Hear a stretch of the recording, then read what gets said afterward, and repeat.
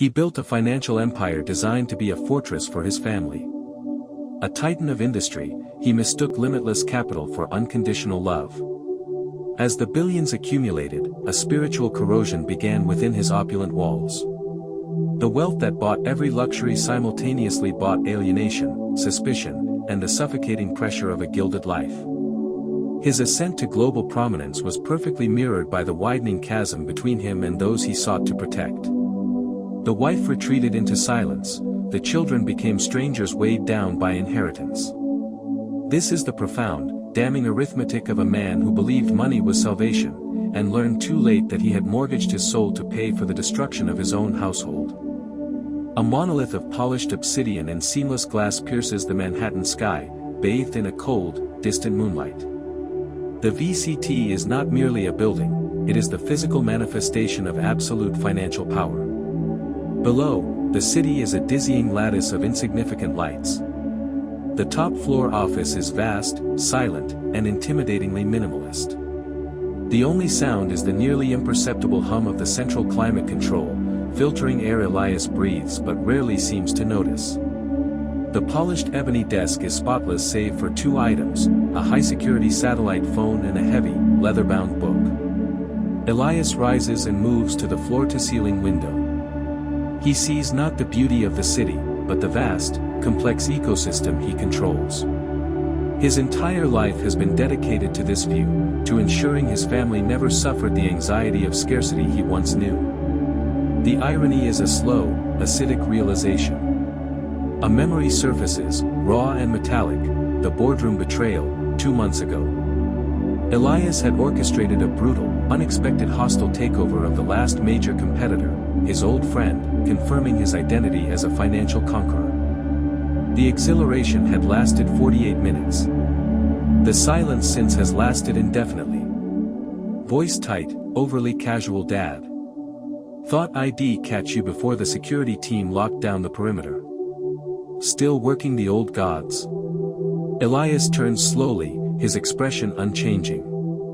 If you've come about the Dominion restructuring, the terms are non-negotiable. You were sloppy with the leveraged paper last quarter. Waving a dismissive hand, not Dominion. It's the market dip in Geneva. The derivative strategy one tried with the Cayman portfolio. It went sideways. Badly. A single, curt nod. I saw the numbers. You gambled what you couldn't afford to lose. I gambled what we can afford to lose. That's the point, isn't it? The money is just a mechanism. The problem isn't the loss, Dad. The problem is that I'm drowning in the expectation that I must succeed, yet every move I make feels like a pantomime. Harrison approaches the desk, leaning in. This is the confessional confrontation, years in the making. I didn't come for the capital. The cleanup crew is already routing funds from the Singapore shell. I came for. I need to know that I matter to you beyond the ledger. That my decisions, even my failures, aren't just line items to be corrected. Elias looks at his son, his face a mask of confusing emotions, pity, frustration, and, crucially, incomprehension of what is being requested. You are a Vance. You don't fail publicly. You don't fail privately. You secure the asset. What you call expectation, I call the safety net.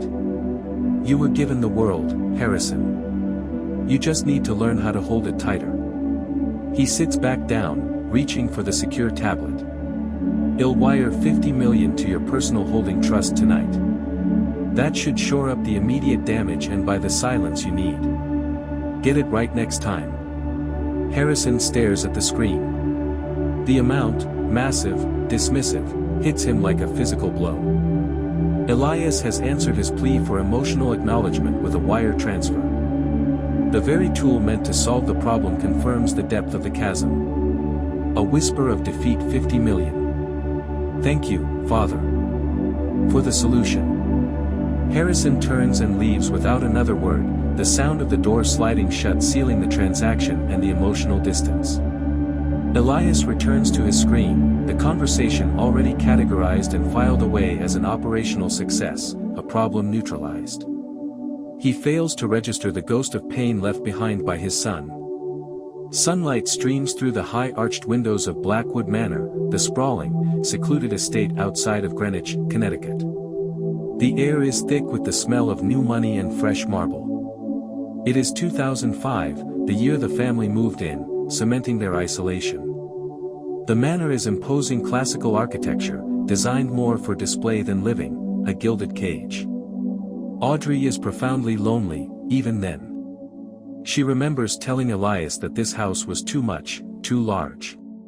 He had simply smiled, saying, "Audrey, you mistake opulence for emptiness. This is protection. This is our legacy." The dark, wood-paneled room is filled with antique books Elias never reads. It functions as a temporary, silent refuge for Audrey, reflecting her intellectual isolation. She sits by the cold hearth, nursing a weak whiskey, looking at a faded photograph of herself and Elias from before the 2013 Dominion merger, before the wealth became corrosive. She is accustomed to the facade, intellectually sharp but emotionally suppressed. The money gave her the freedom from want, but it stole the shared experience. "Mother. You look like you're preparing for a siege. Is the market hemorrhaging? Or did Harrison crash another vintage Ferrari? It's quiet tonight, Karis. Too quiet." She laughs, a cynical, hollow sound. Quiet is the price of admission, isn't it? Every time Dad closes a new deal, like that monstrosity in 2013, the Dominion merger, the walls of this mausoleum get thicker. We're shielded from the world, but we're also suffocated by the air conditioning. Audrey looks at her daughter, seeing the reflection of her own despair molded into apathy. "We used to have grace, Karis. Not financial grace, but true grace. We confused material success with the Lord's blessing. Your father believed he was building an ark to save us from the storms. Instead, he built a golden prison. He built us a vault, Mom. And you know the difference between a prison and a vault? In a vault, you can still buy diamonds. We have everything, except a reason to get out of bed. I'm thinking of taking the jet to the Maldives again. Do you need anything flown in?" Shaking her head, her voice heavy with fatigue. "Just silence, dear." Karis shrugs, already texting on her diamond-encrusted phone, the conversation already forgotten, another temporary annoyance in her gilded existence. The ease with which she navigates her meaningless life is Audrey's greatest heartbreak. A fleet of black town cars awaits. Elias and Audrey are preparing to leave for a major philanthropic gala. Elias and Audrey sit in opposite corners of the luxurious back seat. The silence is profound, the miles between them measured not in feet, but in years of unsaid grievances. "Did you review the speech draft? It needed tightening. Focus on the generational resilience talking points. They like that." Without looking up from the window, I rewrote it. I removed all the references to resilience and financial stewardship. I replaced them with community and shared humanity. Elias stops, turning to face her fully, his annoyance palpable. "You know the audience, Audrey. They want the philosophy of wealth, not charity platitudes. Our image is built on competence." Meeting his gaze, for the first time in years, with pure honesty. "Our image is built on sand, Elias. And I am tired of playing the supportive cornerstone of a structure that doesn't exist. Tonight, I will speak what I believe. About the necessity of true connection, not just capital contribution." Elias studies her, realizing the battle is already lost. "This isn't defiance, it's emotional exhaustion. Do not embarrass me. I stopped caring about embarrassing you the day I realized you value the Cyprus Trust portfolio more than the state of my soul." The Cyprus Trust portfolio, the complex legal document detailing the offshore trusts designed to shelter the family fortune, represents the labyrinth of secrecy and moral compromise Elias embraced, fracturing the family's integrity beyond repair. Elias winces at the mention of the portfolio, the one thing he knows he risked too much for. A dazzling scene. Thousands of wealthy patrons, glittering lights, and the heavy atmosphere of negotiated influence. Audrey is on stage, delivering her revised speech. She speaks with quiet passion about the dangers of confusing accumulation with meaning, touching upon subtle themes of Christian morality regarding stewardship, a powerful echo in this room full of false idols. We are taught that if we build high enough walls, we can keep the suffering out. But sometimes, those walls don't protect us, they merely seal us inside, alone. We must recognize the fundamental truth: no number of zeros on a balance sheet can ever balance a deficit in the human heart. Elias watches from a balcony railing. He sees the genuine connection Audrey is making with the audience, a connection he lost decades ago. Audrey finishes her speech to rousing applause. She searches the crowd, finding Elias on the balcony. Their eyes meet across the vast, glittering room, Audrey's silent farewell. In that moment, she conveys a finality, a quiet admission of their failed marriage. It is not anger, but a profound, settled sadness. The chasm between them is now officially unbridgeable. She has chosen grace over gold. Elias feels a cold dread. He has always solved problems with checks. This problem is not financial. Subterranean Zurich. The Aegean vault is sterile and dimly lit, reserved for the global elite. Elias is reviewing documentation with a discreet Swiss banker. Harrison is present, seemingly chastened, reviewing market projections. Elias taps a thick stack of papers, the Cyprus Trust portfolio. Ensure the liability shields are impenetrable. If the foundation is ever compromised, the entire structure collapses. Quietly, the entire structure is already compromised, Father. You just won't admit it. This financial maze was built to protect us from the government, but it was the secrecy that ultimately destroyed us internally. We don't know where the lines are anymore. A sharp glare. The only line that matters is the one between profit and loss. You need to focus on what you can control. Integrity is a luxury, Harrison. Capital is survival. Harrison merely nods, the debate long extinguished. He understands now that his father cannot be reasoned with, only obeyed.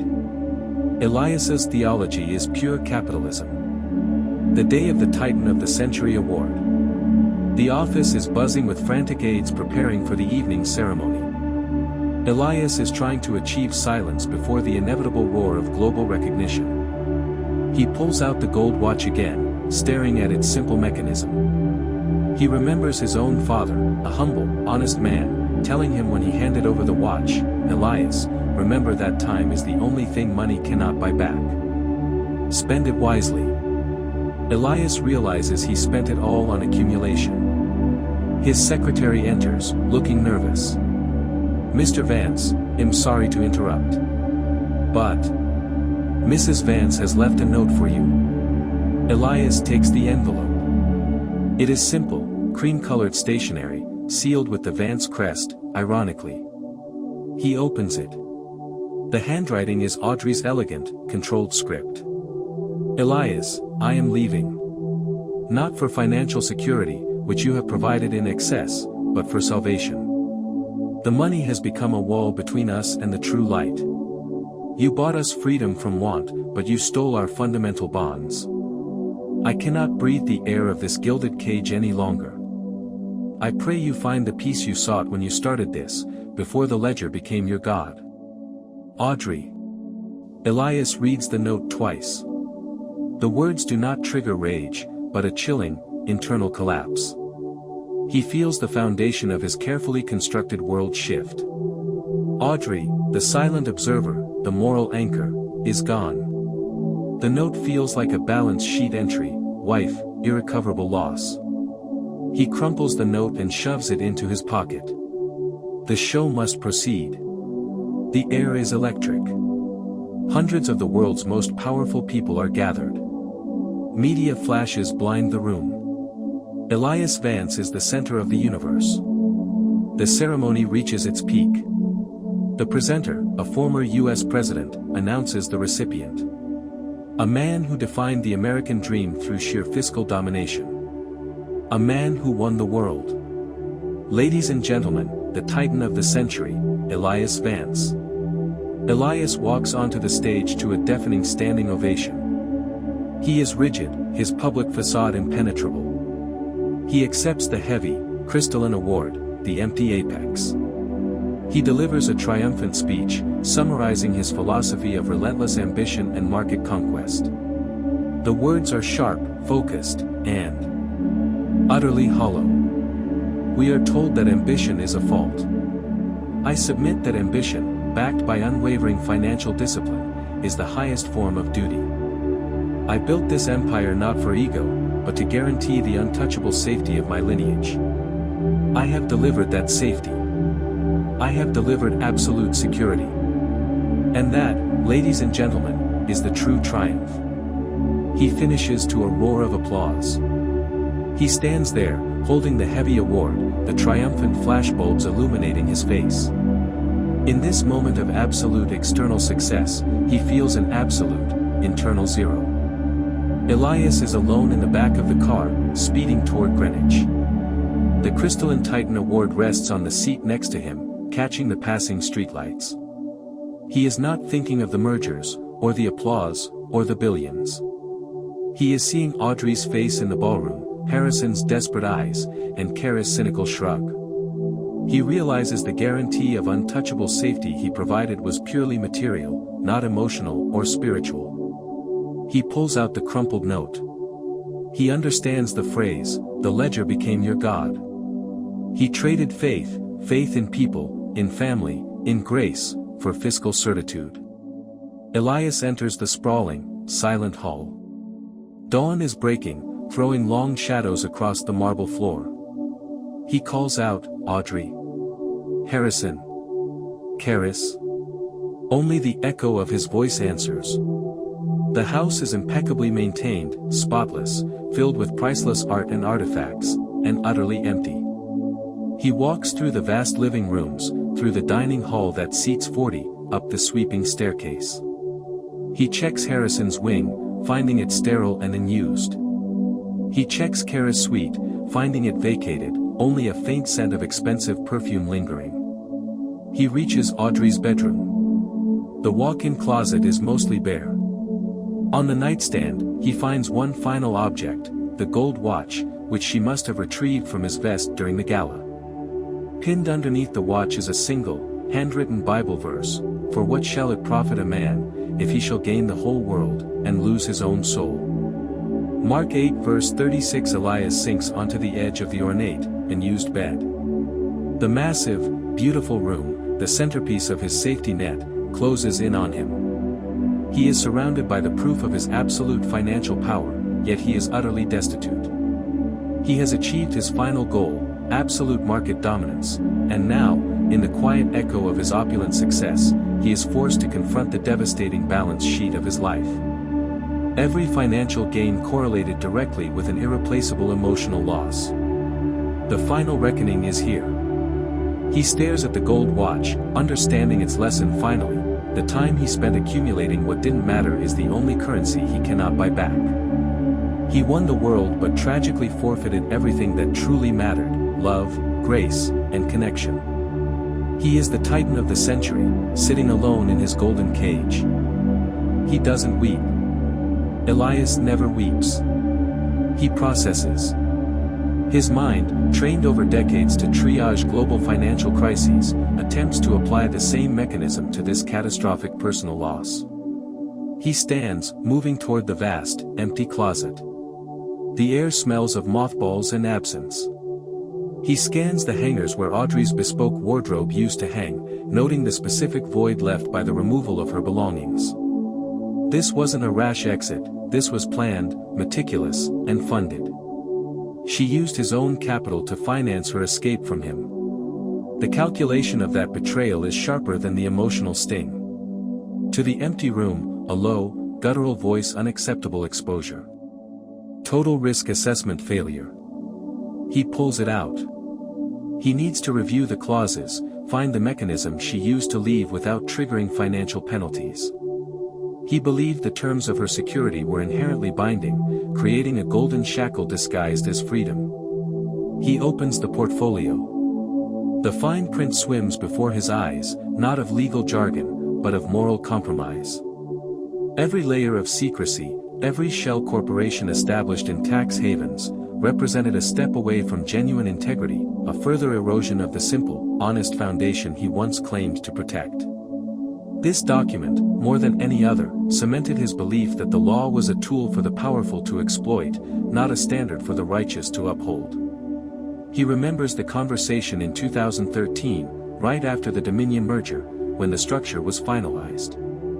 Audrey stands by the fireplace, the glow illuminating her face. She looks tired, even then. Elias is flushed with the victory of the merger. It's done, Audrey. Complete market dominance. The portfolio secures us for 10 generations. Untouchable. Her voice quiet, layered with sorrow. But what did you trade for untouchable, Elias? I read the papers. The maneuvering. The ruthlessness.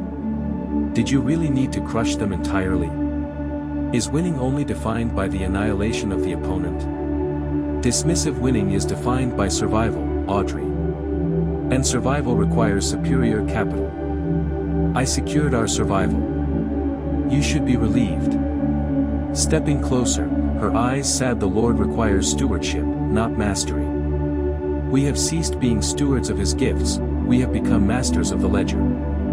We are building a fortress that keeps out the light, Elias. And I fear the cost of this safety net will be our souls.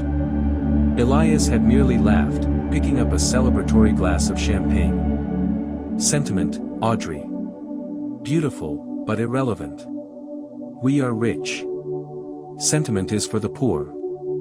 Elias drops the Ypres Trust portfolio onto the bed. It lands with a dense thud, sounding like a coffin lid closing. He sees now that the portfolio was not a shield, but a deed to their spiritual bankruptcy, signed in bloodless ink. His satellite phone, sitting on the nightstand, buzzes, a priority alert, coded for Harrison. Elias is pacing the massive, formal study, taking the call. Sharp, immediate. Where are you? Through the speaker, voice strained, distant, off-grid. Trying to process. I saw the news last night. The award.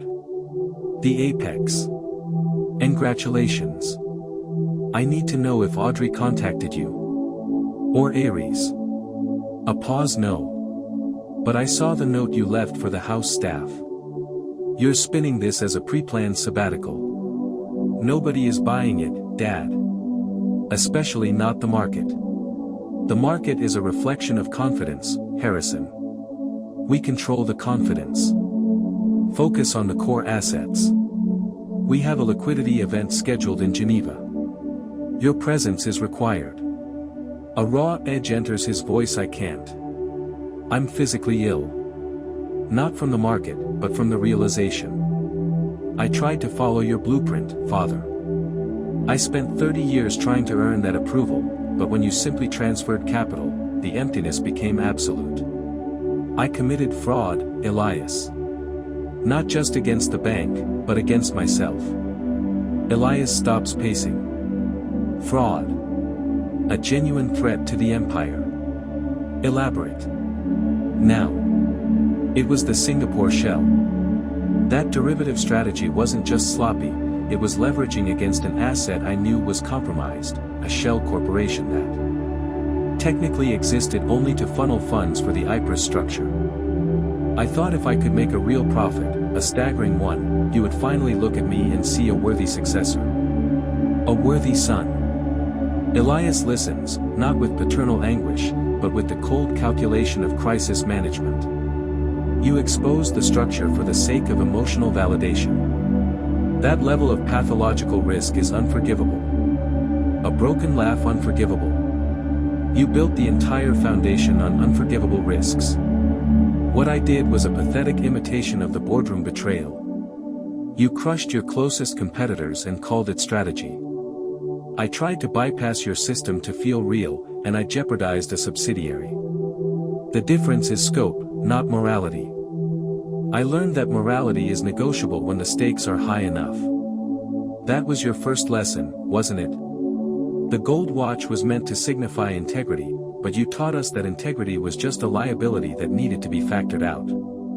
His voice lowers. Dangerous. I built a life that protected you from the consequences of incompetence. You have confused security with entitlement. You failed. That is a measurable fact. Defeated, quiet. I know. I'm contacting my lawyers. I'm turning myself over. Not for the legal process, but for the penance. I need to feel the edge of something real, something that isn't cushioned by billions. Maybe God is found in the scarcity you were so terrified of. The line clicks dead. Harrison has hung up. Elias stares at the phone, a deep, unsettling fear taking root. Harrison wasn't asking for money this time. He was seeking judgment, an act of self-immolation that could destabilize the entire empire. Elias realizes the most damaging thing he passed down to his son wasn't wealth, but the belief that moral compromise was the necessary price of power. Elias retreats to the library, the room Audrey used as a refuge. He finds the scent of her, subtle and fading, a mix of old paper and expensive, reserved perfume. He runs his hand along the spines of the antique books he never bothered to open. They are the classics, theology, philosophy. He spots a cluster of books that are clearly recent editions, worn at the edges, volumes on Christian ethics, stewardship, and the parable of the rich fool. Audrey's secret curriculum. He pulls out a heavy, leather-bound book on Protestant ethics. A page is marked with a dried flower. It highlights a passage about tithing not just of possessions, but of time and self. Elias sinks into Audrey's reading chair, the leather still retaining her shape. He looks at the intellectual isolation she cultivated here, finding solace in ideas while he was consumed by digits. He hears her voice, not through the phone, but through the stillness of the room, a memory, sharp and cold, of the Dominion merger celebration. He closes his eyes. He is forced to replay the tapes of their marriage, the financial ledger of their life together. Gain, absolute financial security, social dominance, an untouchable legacy. Loss, shared vulnerability, honest communication, mutual spiritual growth. The memory of the silent farewell flashes, Audrey on stage, choosing community over capital, and that long, final look across the ballroom. Elias had dismissed it as theater, a predictable performance of the neglected wife. Now, he sees it as a public declaration of independence, a choice for true grace over the gilded facade. Whispering, you built your own ark, didn't you, Audrey? Away from the flood of my ambition. The silence answers.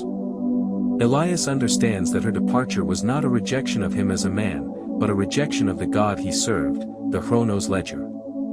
Elias meets her in the cavernous hallway. "Oh, bored, don't look so dramatic, father. I didn't come back for a reunion. The Maldives were tedious, and then my Zurich banker called me. Relief and renewed irritation mixing. You're here. Why? The truth? My discretionary trust allocation got flagged. Something about unforeseen structural instability. I spent 2 hours on a secure line with the Aegean vault, and they were infuriatingly vague. I need you to authorize immediate access to the Geneva funds. I have a deposit scheduled for a yacht broker tomorrow morning."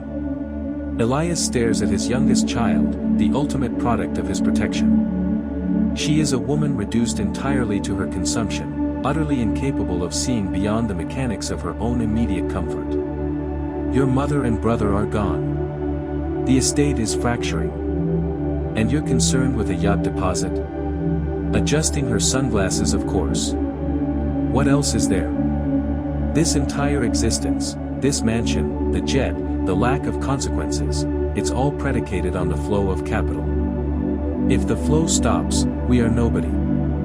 I have no skills, no career, no connections outside of this family name, which is just a brand logo on the front of a bank account. You made sure of that. She views him with cynical honesty, devoid of love or resentment, just economic appraisal. You gave us everything we wanted and nothing we needed. You gave us freedom from work, but you condemned us to apathy. I'm bored, Father. I'm profoundly, eternally bored. And boredom is expensive. Fix the access point so I can go be bored somewhere new. Elias realizes Harrison sought a moral reckoning. Ares embodies the complete absence of one. Her soul is not lost, it was never formed, smothered by the perpetual security blanket of his wealth. Old, distant, the structure is complex. I will handle the necessary adjustments. You will remain here. You need to understand the gravity of the current situation. Shrugging, heading up the grand staircase. Gravity is what happens when you run out of money, Elias. Let me know when the transfer is secured. And maybe try smiling. You won the world yesterday, remember?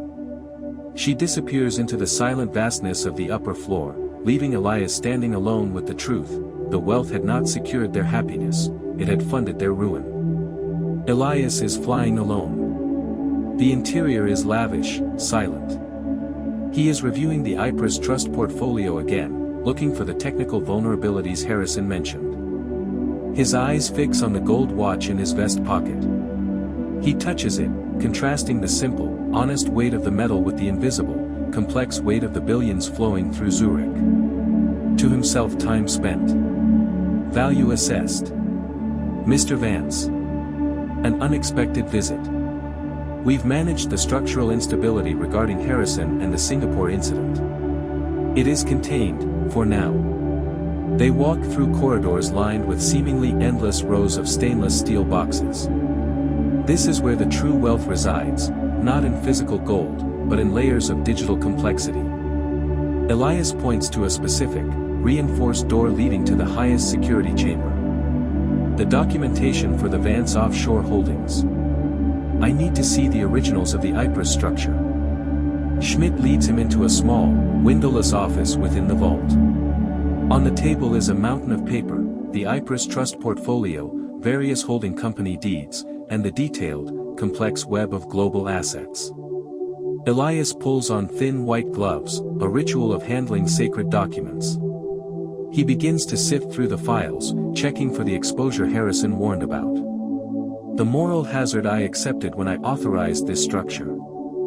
I underestimated the psychological impact on those who inherited the liability. Only Mr. Vance, this structure was designed to be morally neutral. It is merely a vehicle for capital preservation. The psychology of the beneficiaries is outside the scope of our contract. Elias freezes, holding a document outlining a transfer of funds into one of Aris' luxury expense accounts. The transfer happened on the same day Harrison made his desperate, emotional plea. Voice low, it is not morally neutral. It is morally corrosive. Look at this. The amount spent on preserving status, on yachts, on silent payoffs, on keeping the children detached from reality, it exceeds the charitable endowments I claim to prioritize. I made the wealth so complex, so untouchable, that my own children lost the ability to value anything outside of its reach.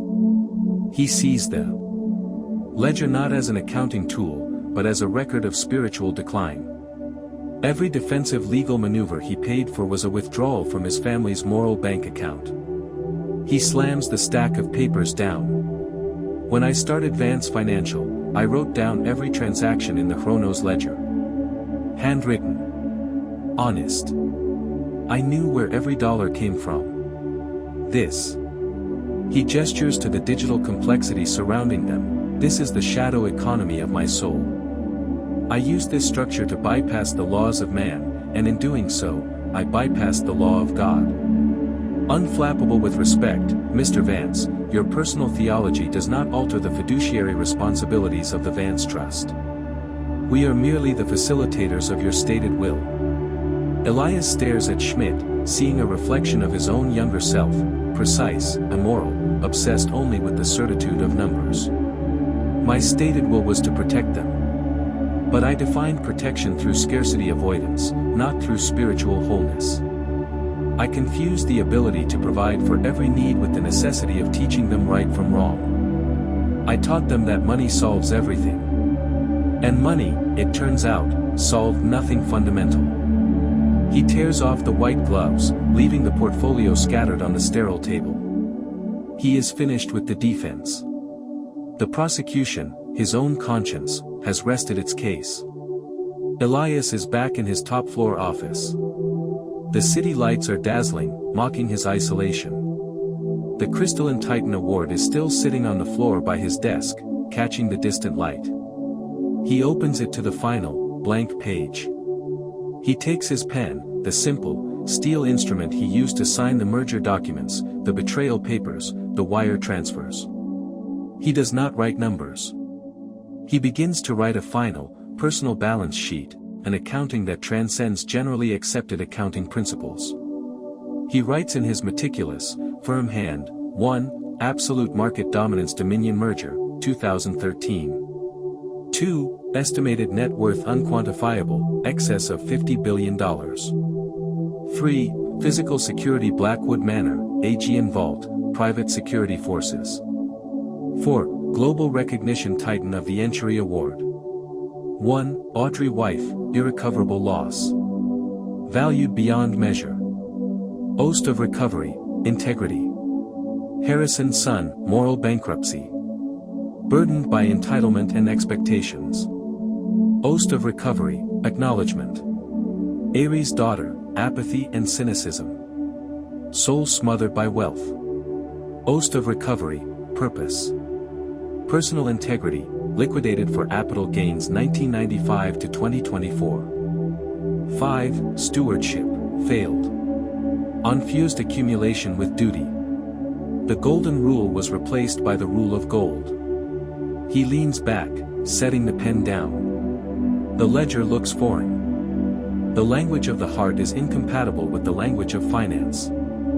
He realizes the whole point of his ruthless ascent, to escape the crippling anxiety of scarcity, was futile. The man who has everything is the one who ultimately has the most to fear, because his losses are intangible, uninsurable, and absolute. He picks up the gold watch, holding it in the light. He never appreciated its simple message, time spent wisely. He looks out at the city, at the empire he created. It is a masterpiece of fiscal engineering, utterly devoid of human warmth. Elias Vance, the man who won the world, closes the Chronos ledger. The sound is soft, final, like the ceiling of a tomb. He stares into the darkness of the glass, seeing only his own reflection, a titan standing at the apex of his achievement, alone in the echo of his forfeiture. The silence is deafening. There are no more deals to close, no more losses to neutralize, no more wire transfers to send. He is finally and completely bankrupt. Elias sits motionless, the leather-bound Chronos ledger centered on his massive desk like a verdict handed down by a silent jury. The cityscape remains dazzling, a billion shimmering mirrors reflecting his triumph, yet failing to illuminate his inner darkness. He exhales, a slow, deliberate sound that seems too loud in the silent apex of his domain. He hasn't moved the Titan Award from the floor, allowing the cold, sharp edges of the crystal to remain a physical indictment of his achievement. He pushes himself up, his body moving with the heavy weariness that no amount of sleep could remedy. The intellectual exercise of the financial audit had provided clarity, but clarity, in this instance, was synonymous with agony. He knew the scale of the debt, now he needed to find the creditors. Audrey. He needed to speak to Audrey one last time, not to convince her to return to the gilded prison, but to understand the coordinates of the freedom she found. He activates a concealed panel on his desk, not for a phone, but for a global communications matrix, feeding directly into the network of proprietary security and intelligence assets had cultivated over decades. The systems hummed to life, displaying a complex, proprietary satellite map tracking all movements associated with Vance Capital and known affiliates. He focuses the search parameters, Audrey. All known aliases, all passport activity, all use of discretionary trust funds over the last 72 hours. The system runs the search. The results populate the screen instantly. 0. 0 financial footprints. 0 digital pings. 0 location tags. Elias stares at the blindingly white screen, registering a failure his professional life had never prepared him for. He had accounted for every possible variable: hostile takeovers, regulatory changes, currency collapse, political instability. But he had not accounted for voluntary financial invisibility. He leans close to the screen, his sharp eyes scrutinizing the data stream. He calls up the records from the Aegean vault. Into the secure microphone, voice tight retrieve all finalized expenditure reports associated with the departure of subject, cross-reference against the Cyprus Trust's Article 4. The system processes the request in microseconds. The report appears: Audrey had liquidated specific, non-traceable assets, unregistered diamonds, a handful of high-value rare coins stored physically in a Geneva safety deposit box, all acquired years ago, off the books, using funds Elias had casually given her for pocket money over the years.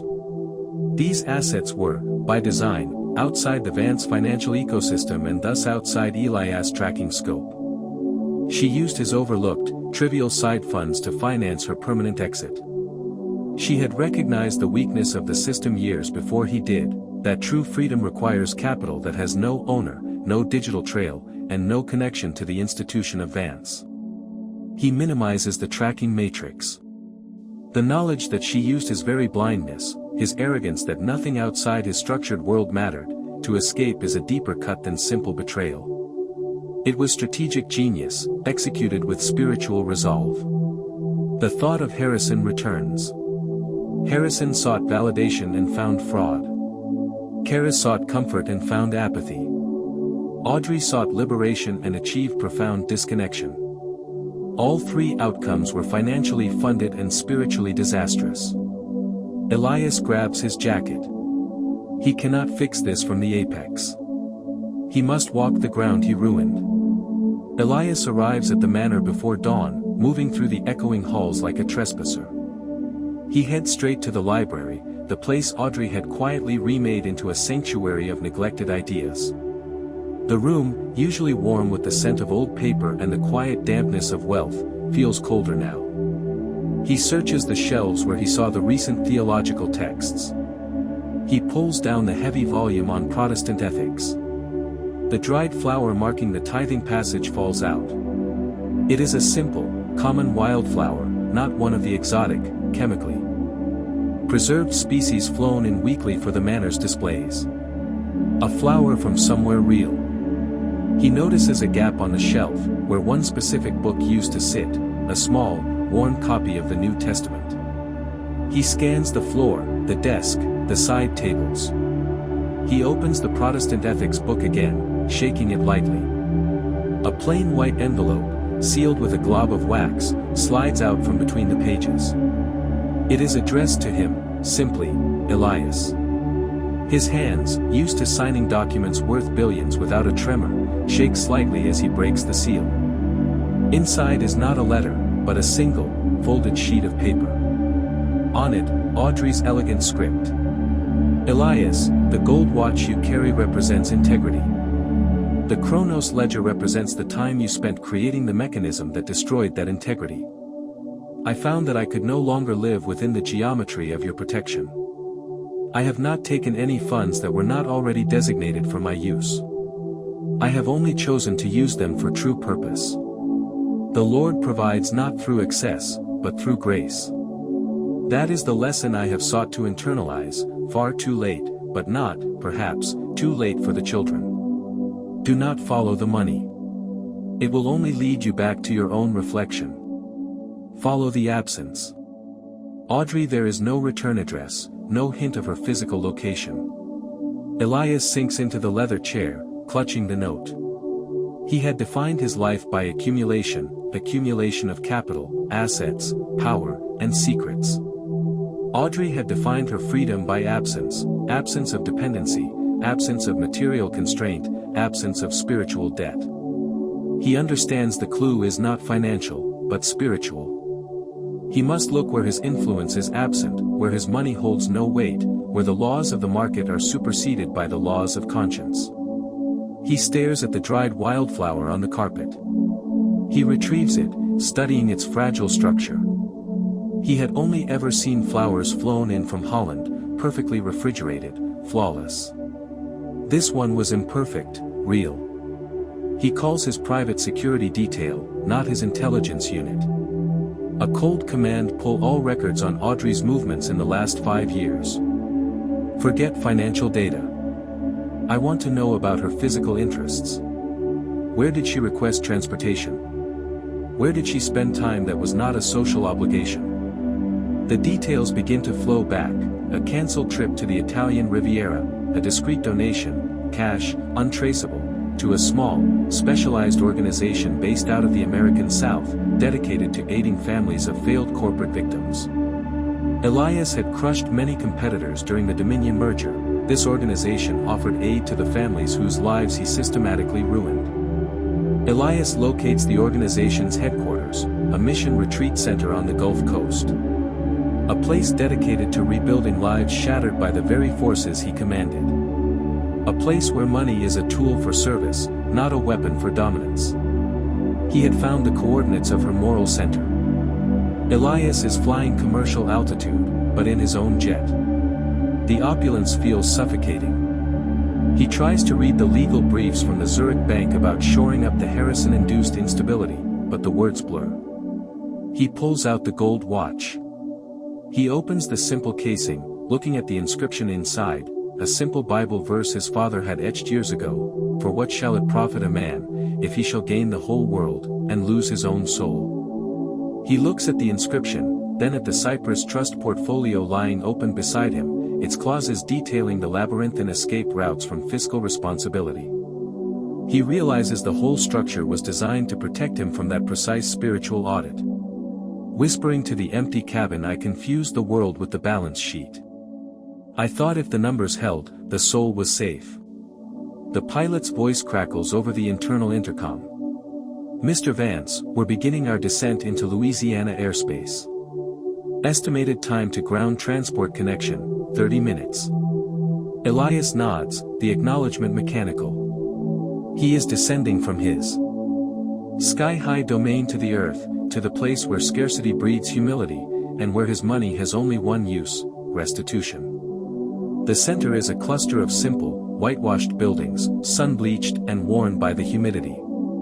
There is no security detail, no perimeter fence, just open lawns leading down to the sluggish, brackish water of a bayou feeding into the Gulf. Elias steps out of the rented, unremarkable sedan. He is still impeccably dressed, but the expensive suit feels heavy, out of place.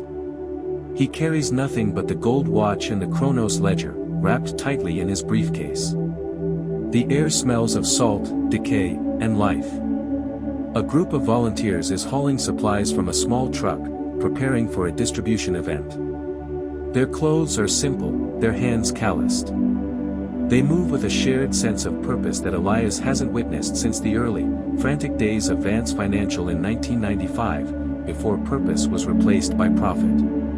He sees her. Audrey is standing near a makeshift kitchen area, wearing simple linen clothes, her blonde hair pulled back tightly. She is wiping down a long table, talking animatedly with a local woman who is laughing, a genuine, warm sound Elias hasn't heard from his wife in decades. She looks older, yes, but profoundly relaxed. The distant, elegant mask is gone, replaced by a clarity of expression he finds shocking. Elias approaches, his footsteps heavy on the crushed shell path. He stops about 10 feet away. The local woman notices him first, the imposing figure, the expensive tailored fabric against the simple backdrop. She touches Audrey's arm. Audrey turns. Her eyes meet his, steady and free of judgment. There is no anger, only recognition. Softly, Elias. "I knew you would follow the data." His voice rough, unused to speaking without authority. "I followed the absence. You left no trace. You constructed a silence. A necessary silence. In your world, Elias, noise is money. Here, silence is listening." The local woman politely excuses herself. They are alone in the dappled sunlight. "I came to understand the terms of forfeiture. I saw the ledger. I know the cost of the Dominion merger. I know what Harrison did, and I see what Karis has become." "And what do you see?" I see that I built a fortress against scarcity, and in doing so, I impoverished their souls. The wealth was meant to be a shield. It became a toxin. He opens his briefcase, pulling out the Chronos ledger. This book holds the record of my honest beginnings. The integrity I abandoned. And this.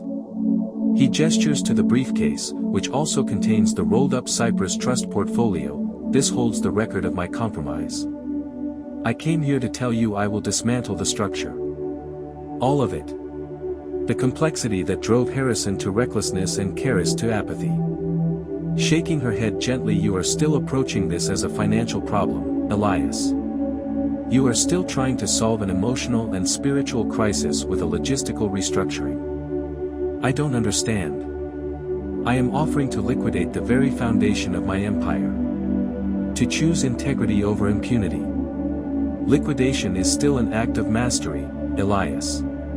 It is the final, controlling transaction. You think if you tear down the structure, Harrison and Karis will magically find their way back to a simple path. But they are products of the luxury, Elias. Their very identity is wrapped up in the gilded cage. You can't liquidate the years of isolation and expectation. She walks closer, her gaze intensely focused. When the wealth was gone, what was left? I left the marriage because you stopped seeing me. You only saw the asset you needed to secure. You kept me in the dark about the moral cost of your deals, but you paid for my silence with mansions and diamonds. That money was never clean. And the children inherited that moral apathy. A tremor in his voice. I did it for protection. To ensure no one ever lacked what I lacked as a child. I was trying to serve God by ensuring our security. A profound, sorrowful sigh. No, Elias. You served the market. You confused the ability to generate abundance with the authority to control destiny. The wealth you accrued was not a shield, it was a distraction from the fundamental truth: we are not masters of the field. We are merely laborers. And when you gained absolute market power in 2013, you stopped being a laborer entirely. You became the edifice itself. Audrey steps back, pointing past him to the mission building where families are queuing for assistance. Look at this place, Elias. These are the people whose lives you indirectly destroyed. The small businesses crushed in the Dominion merger. The families whose pensions evaporated when your maneuvers destabilized the local economy. I came here not to hide, but to understand the cost of your victory, away from the opulence that blinded me. Her voice sharpens with undeniable truth, a rare and powerful moment of unsuppressed feeling. You built a complex global system of untouchable wealth, but you failed to build a simple, honest family structure. You asked what profit it was to gain the whole world. The answer is here, Elias.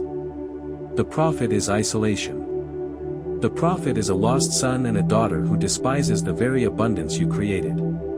The profit is an empty office at the VCT, and a wife who found peace only when she walked away from your name. Elias stands utterly exposed. He sees the ledger of his life laid bare, not in numbers, but in human ruin. He had calculated risk brilliantly, but he had failed to calculate grace. Defeated, head bowed slightly. So, what is the penance? What is the transaction required to restore what was lost? Name the price. Her eyes welling, yet remaining firm. There is no price, Elias. This isn't a merger, it's a reckoning. You can't buy back time, and you can't buy back sincerity. You must accept the loss. You must learn the one currency that cannot be traded: humility. You won everything that could be monetized, and you lost everything that couldn't. She reaches out, not touching him, but pointing to the gold watch tucked into his vest. Keep the watch. And remember the life your father wanted for you. That simple life you traded for the empire. I pray that in the emptiness, you find a chance to serve something greater than the ledger. She turns her back to him, walking toward the group of volunteers, joining them in a task of immediate, selfless physical labor, something entirely outside the realm of interest rates and offshore trusts. Elias watches her. She is gone. Not physically, but spiritually. He realizes she is happier here, amidst the need, than she ever was encased in his luxury. He turns slowly, walking back toward the rented car. The suit feels like an iron cage. The briefcase containing the documents of his absolute power feels like ashes. Elias is back in Manhattan, back at the apex. Hours later. The crystalline titan of the Century Award still rests on the floor, now catching the deep blue of the late night. He has not moved the Chronos ledger from the desk. He doesn't look at the city view. The view is meaningless, it is merely a map of the territory he conquered, and the territory he now inhabits alone. He pulls the gold watch from his pocket, opens the casing, and reads the verse one last time. For what shall it profit a man, if he shall gain the whole world, and lose his own soul? He closes the watch with a soft click. He considers calling Harrison, not to offer bail, but to offer the confession Harrison sought. You were right. I failed you. But he doesn't. He knows those words, offered now, would be a hollow echo of the honesty they should have shared 30 years ago. He is silent, accepting that Harrison must find his own path to recovery, free from his father's interference, even if that path leads to incarceration. He considers calling Karis, telling her the trust funds are now open, that she is free to spend, but that too feels like a transaction, feeding the apathy he created. She must confront the boredom he engineered. Elias is left with the final, cold geometry of his absolute success. He achieved the American dream, limitless wealth, limitless power, and in doing so, he engineered the destruction of his own lineage. The fortune was not a shield, it was a wrecking ball, swung by his own misguided hand. He picks up the Titan Award from the floor, examining the flawless, crystalline structure. He places it precisely in the center of the Chronos ledger. The two symbols, the victory and the history, are now merged. Elias stands, looking not at the window, but at the reflection of his office, the modern isolation, the sterile efficiency, the absence of life. He closes his eyes, accepting the quiet echo of his opulent success. The noise of the market will continue tomorrow, the Vance empire will persist, a financial monument to his ruthlessness. But Elias Vance, the man, is finished. He has achieved absolute financial solvency, only to discover the absolute insolvency of his life. The silence of the office is profound, unbroken. The final balance sheet is tallied, the world won, the soul lost. Smash like, then hit subscribe, let's keep the content coming.